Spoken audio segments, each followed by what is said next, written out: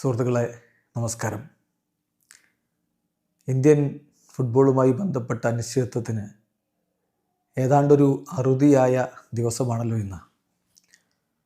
ISL എന്ന് ആരംഭിക്കും എന്നുള്ളതിനെക്കുറിച്ച് ഇന്ന് യൂണിയൻ സ്പോർട്സ് മിനിസ്റ്റർ തന്നെ ഒരു വ്യക്തത വരുത്തി. അദ്ദേഹം പറഞ്ഞത് ഫെബ്രുവരി 14 ISL മത്സരങ്ങൾ ആരംഭിക്കുമെന്നാണ്. ഇനിയിപ്പോൾ സ്വാഭാവികമായിട്ടും ആരാധകർക്ക് ഇടയിലുള്ളൊരു ചോദ്യം, ISLൻ്റെ ഫോർമാറ്റ് എങ്ങനെയായിരിക്കും, എത്ര ടീമുകൾ പങ്കെടുക്കും, എത്ര മത്സരങ്ങൾ ഉണ്ടാകും, അതിനൊക്കെ ഒരു വ്യക്തത ഇന്ന് കല്യാൺ ചൗബെ നൽകിയിട്ടുമുണ്ട്. അപ്പോൾ നമ്മൾ കാര്യങ്ങൾ വിശദമായിട്ടൊന്ന് പരിശോധിക്കുകയാണ്. ഇപ്പോൾ നമ്മുടെ യൂണിയൻ സ്പോർട്സ് മിനിസ്റ്റർ ഇന്ന് വളരെ കൃത്യമായിട്ട് കാര്യങ്ങൾ പറയുന്നുണ്ട്. മൻസൂഖ് മാണ്ഡവ്യ പറയുന്നത് ഇതൊരു ഹാപ്പി ന്യൂസാണ് ഇന്ത്യൻ ഫുട്ബോൾ ലവേഴ്സിനെ സംബന്ധിച്ചിടത്തോളം. നമ്മുടെ ഫുട്ബോൾ ലവേഴ്സിനും നമ്മുടെ താരങ്ങൾക്കും ഫുട്ബോളുമായി ബന്ധപ്പെട്ട് കിടക്കുന്ന എല്ലാവർക്കും ഒരു ഹാപ്പി ന്യൂസാണ്. ലീഗ് തീർച്ചയായിട്ടും ഇന്ത്യയിൽ ഫുട്ബോൾ പ്രൊമോട്ട് ചെയ്യുക എന്ന ഉദ്ദേശത്തിലാണ് സംഘടിപ്പിക്കപ്പെടുന്നത്. Improve the country's performance in football, discovering good players through the league, അതൊക്കെയാണ് നമ്മൾ ഇതുകൊണ്ട് ഉദ്ദേശിക്കുന്നത്. ISL ഡിലേ ആവാനുള്ളൊരു കാരണം കുറച്ച് കോർട്ട് കേസുകളൊക്കെ ആയിരുന്നു. ഏതായാലും നമ്മളിപ്പോൾ സ്റ്റേക്ക് ഹോൾഡേഴ്സുമായിട്ടൊക്കെ സംസാരിച്ചു, ഇഷ്യൂ റിസോൾവ് ചെയ്തിട്ടുണ്ട്. ISL ഇതാ ആരംഭിക്കാൻ പോവുകയാണ്. നമ്മുടെ ഹോണറബിൾ PM-ൻ്റെ വിഷൻ എന്ന് പറഞ്ഞാൽ ഇന്ത്യയിലെ സ്പോർട്സ് ഒരിക്കലും സഫർ ചെയ്യരുത്. ഏതായാലും ഈ പ്രോബ്ലം റിസോൾവ് ചെയ്യാൻ പറ്റിയതിൽ ഞാൻ വളരെയധികം അഭിമാനം കൊള്ളുന്നു എന്നുകൂടി അദ്ദേഹം പറയുകയുണ്ടായി.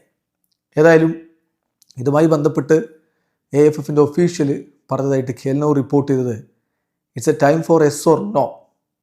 If we have only 5 clubs, we go with 5 clubs, nothing else to be discussed, either yes or no എന്നാണ് പറഞ്ഞത്. എന്ന് പറഞ്ഞാൽ 5 ക്ലബ്ബുകൾ അല്ലെങ്കിൽ 5 ക്ലബ്ബ് നമ്മൾ കളി നടത്തും. yes or no പറയേണ്ട സമയമാണ്, വെറുതെ ഇങ്ങനെ നീട്ടിക്കൊണ്ടുപോകാൻ സമയമില്ല എന്നുള്ള നിലപാട് തന്നെ AFF എടുക്കുകയും ചെയ്തു. ഏതായാലും AFFൻ്റെ പ്രസിഡന്റ് കല്യാൺ ചൗബെ പറഞ്ഞ കാര്യം ഇപ്പോൾ വളരെ കൃത്യമായിട്ട് ഖേൽനൗ റിപ്പോർട്ട് ചെയ്യുന്നുണ്ട്. അദ്ദേഹമാണ് ഈ ലീഗിൻ്റെ ഒരു ഫോർമാറ്റ് പറയുന്നത്. Single home and away leg matches ആയിരിക്കും ഉണ്ടാവുക. അതായത് റിട്ടേൺ ലെഗ് ഇല്ല. അപ്പോൾ നമുക്കറിയാലോ, സാധാരണഗതിയിൽ 2 ലെഗുകൾ ഉണ്ടാവും. ഒരു ടീമിൻ്റെ ഹോമിലും മറ്റേ ടീമിൻ്റെ അവയിലും പോയിട്ട് അവർ കളിക്കുക. അതിന് പകരം അങ്ങനെയില്ല, സിംഗിൾ ലെഗേ ഉള്ളൂ. കുറച്ച് മത്സരങ്ങൾ ഒരു ടീമിൻ്റെ ഹോം മത്സരങ്ങളായിരിക്കും, ബാക്കി പകുതി മത്സരങ്ങൾ എവേ മത്സരമായിട്ടും കളിക്കേണ്ടി വരും. അങ്ങനെയായിരിക്കും ഉണ്ടാവുക. അത് അദ്ദേഹം കൃത്യമായിട്ട് പറയുന്നു, there will be single home and away leg matches. കൂടാതെ പറയുന്ന ടോട്ടൽ 91 മത്സരങ്ങൾ ഉണ്ടായിരിക്കും. 14 ടീമുകൾ ISL ഉണ്ടാവും എന്നുകൂടി പറഞ്ഞു. അപ്പോൾ കൃത്യമായ ഫോർമാറ്റ് അതാണ്. സിംഗിൾ ലെഗ് മത്സരങ്ങൾ, ഹോം ആൻഡ് അവേയിലായിട്ട് സിംഗിൾ ലെഗ് മത്സരങ്ങൾ, 14 ടീമുകൾ ഉണ്ടാവും, 91 മത്സരങ്ങൾ ഉണ്ടാവും. കാര്യം വളരെ വ്യക്തമാണല്ലോ. ഇനി I ലീഗിനെ കുറിച്ച് കൂടി പറഞ്ഞിട്ടുണ്ട്. I ലീഗിൽ ടോട്ടൽ 55 മത്സരങ്ങൾ ഉണ്ടായിരിക്കും. അത് 11 ടീമുകളായിരിക്കും അതിൽ ഉണ്ടാവുക എന്നുകൂടി ഇപ്പോൾ കൃത്യമായിട്ട് അറിയിക്കുന്നുണ്ട്.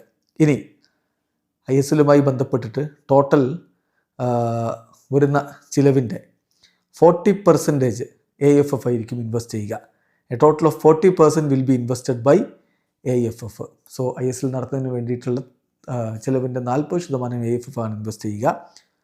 ബാക്കി ഉപയോഗിക്കുന്നത് annual calendar for training and competitions ACTC norms അനുസരിച്ച് അവിടെ നിന്ന്, അതായത് യൂണിയൻ സ്പോർട്സ് മിനിസ്ട്രി സ്പോർട്സ് ഫെഡറേഷൻസിന് ആനുവലി കൊടുക്കുന്ന തുക അതിൽ നിന്ന് കണ്ടെത്തുമെന്നാണ് ഇപ്പോൾ മനസ്സിലാക്കാൻ കഴിയുന്നത്.